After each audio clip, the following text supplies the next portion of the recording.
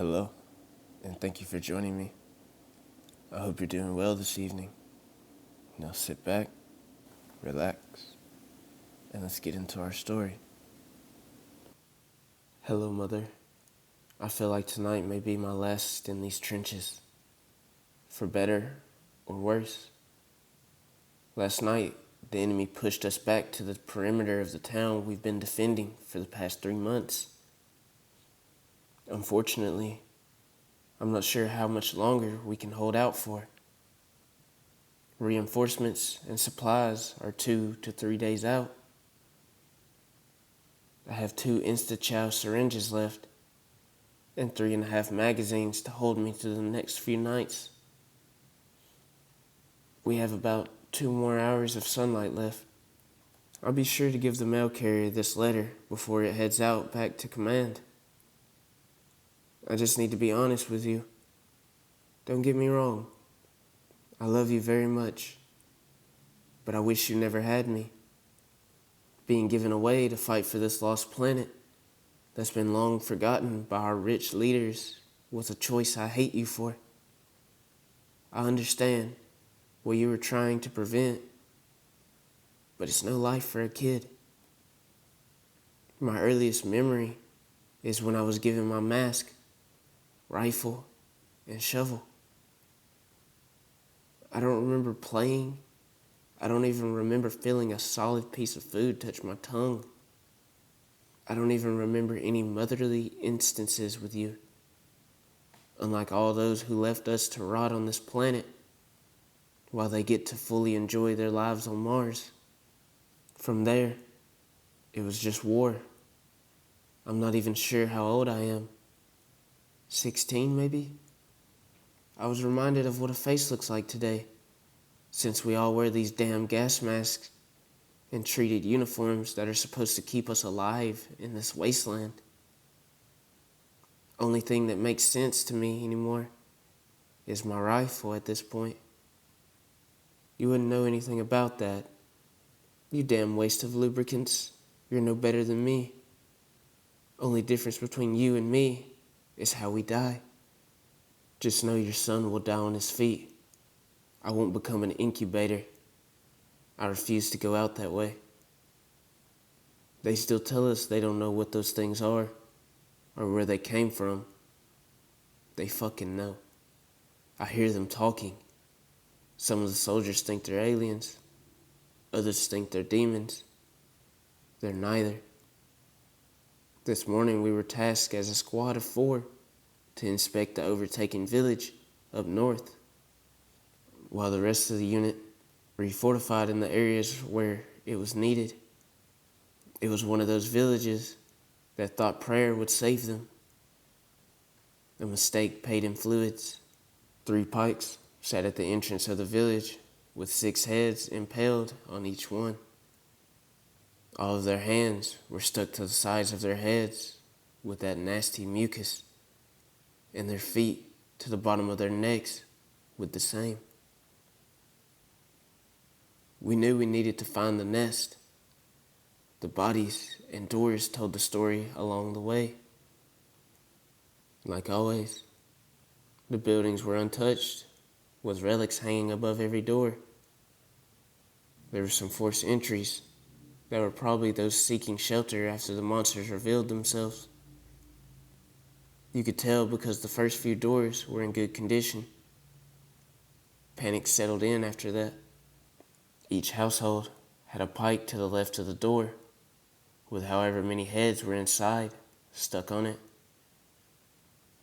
Just like in the front of the village, heads with feet and hands stuck into them, like it was some sort of sick joke. We knew better than to look inside the houses, so we set off for the church. It didn't take long for us to find the bodies of the villagers.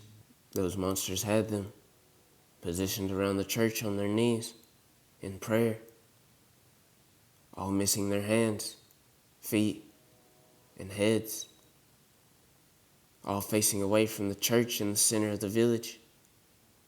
We went inside, knowing we were walking into the nest, just not sure what kind. It was dark inside with the sticky mucus strung all over the place. We looked up to see that the village kids were stuck against the stained glass windows in that nasty shit.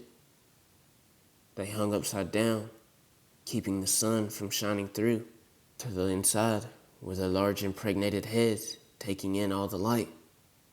I could see the little baby monsters eating their brains and their distended skulls. It was horrifying, but it's times like these where I question if you made the wrong decision.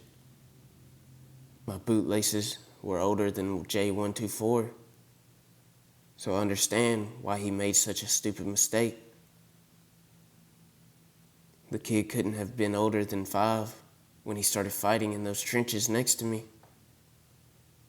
Yet no matter how many times you see a nest, you'll never get used to it. All those kids were just like us, just not as fortunate. At least that's what I thought.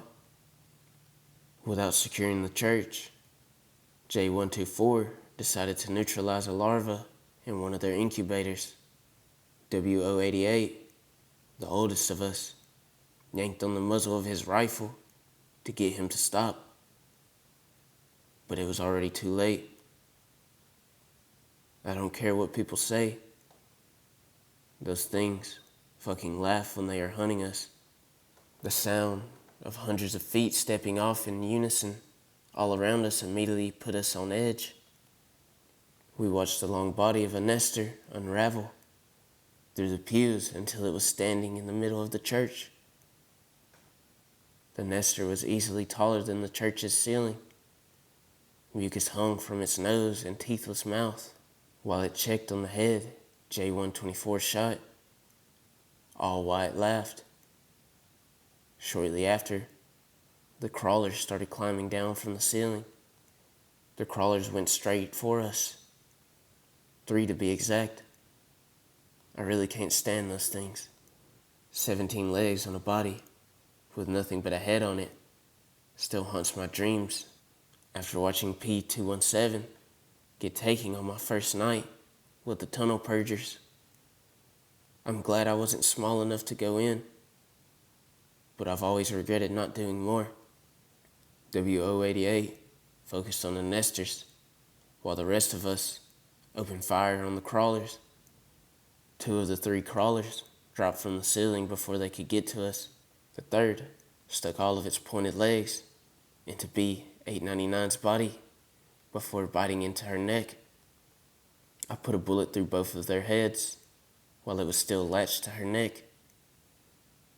No time for the wounded. WO88 blew off a quarter of the nester's head.